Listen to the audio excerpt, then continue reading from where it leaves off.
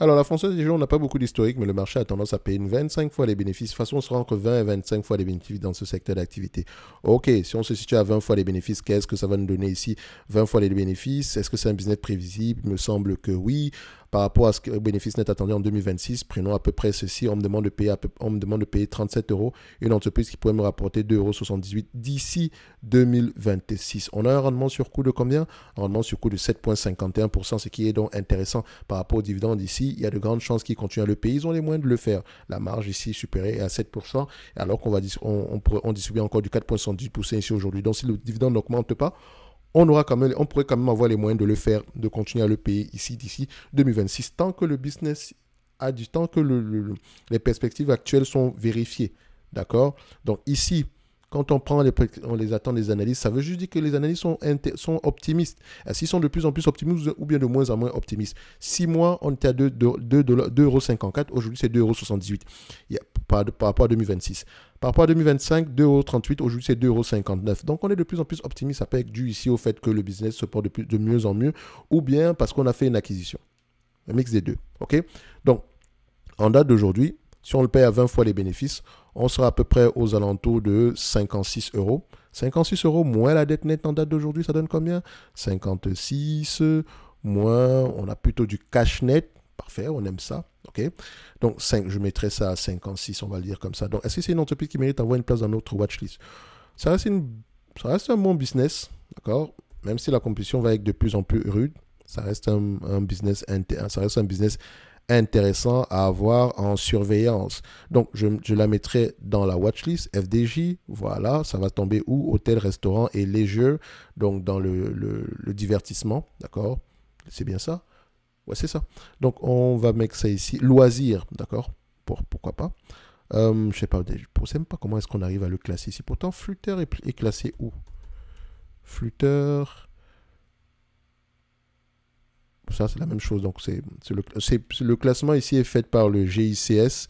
Donc, techniquement, et c'est un classement qui peut également changer parce que il y a quelques temps, Amazon était plutôt vous allez voir du Meta va être classé, par exemple, ici, dans tout ce qui concerne l'Interactive Media and Services.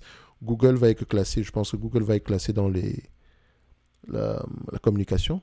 Non, Interactive Media. C'est Apple qui est dans la communication. Attendez, est-ce que c'est moi qui suis fou? Non, Apple, ça sera plutôt technologie, storage and peripheral. Donc, c'est comme si c'était un vendeur de matériel ici. Bon, alors qu'on a également du logiciel à l'intérieur. Bref, on n'est pas là pour parler du classement. Donc, je reviens ici pour la compagnie qu'on appelle FDJ. Et donc, je dézoome un tout peu. Je ferme tout ça.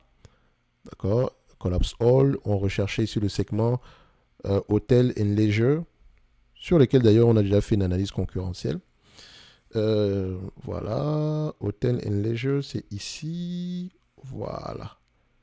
OK. Et donc, on cherche la compagnie qu'on appelle FDJ. Donc, j'actualise juste parce que FDJ, vu que je viens de l'ajouter, je vais la mettre à peu près à ces niveaux.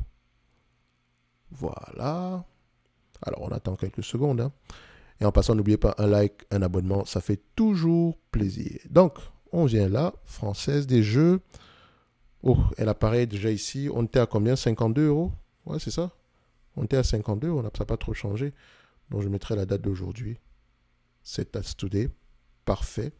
Et c'est fait. Donc, la mise à jour a été effectuée. Maintenant, si vous avez accès à la watchlist, vous pouvez savoir que, oh, Booking, ça pourrait être intéressant en date d'aujourd'hui. Hein. Ou bien Expedia, ça peut sentir bon en date d'aujourd'hui pour Expedia.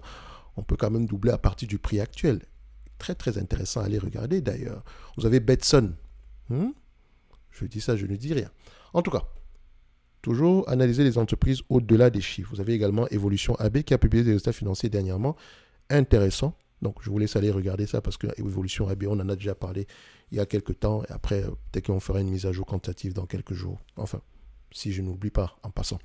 En tout cas, pour FDJ, c'est correct. D'accord? On la mettra dans la watchlist ici maintenant. Si elle veut nous proposer un prix extraordinairement bas, pourquoi pas? Enfin, ça, c'est mon avis à moi. D'accord? Après, quelqu'un qui rachèterait du FDJ ici, il ne fait peut-être pas une mauvaise affaire. Parce que dites-vous ceci. Mon problème avec FDJ, c'est qu'elle dépense énormément pour vous distribuer ce dividende-là. Or, je sais que dans ce secteur d'activité, il va falloir faire des acquisitions si on veut dominer une zone géographique. En France, par exemple, elle a peut-être un certain monopole, mais les concurrents sont là, ils ne dorment pas. Ils ne dorment pas. Et donc, pour la FDJ ici, est-ce qu'elle peut prendre à peu près la stratégie de développement ici de... Elle peut épouser la stratégie de développement ici de Flutter. Donc, je vous laisse aller voir qu'est-ce que Flutter fait. En tout cas, pour moi, je peux faire... comment on dit ça? Quantitativement, l'entreprise reste intéressante. Du point de vue dividende également, c'est intéressant maintenant par rapport à la stratégie du management.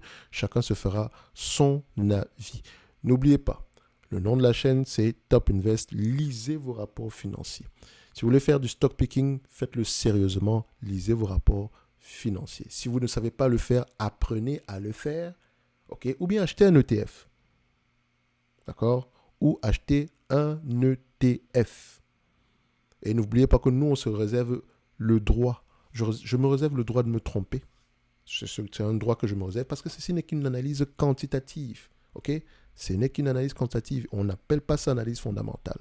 Donc, un like, un abonnement, ça fait toujours plaisir. Et on se donne rendez-vous en description de la vidéo. Merci, au revoir.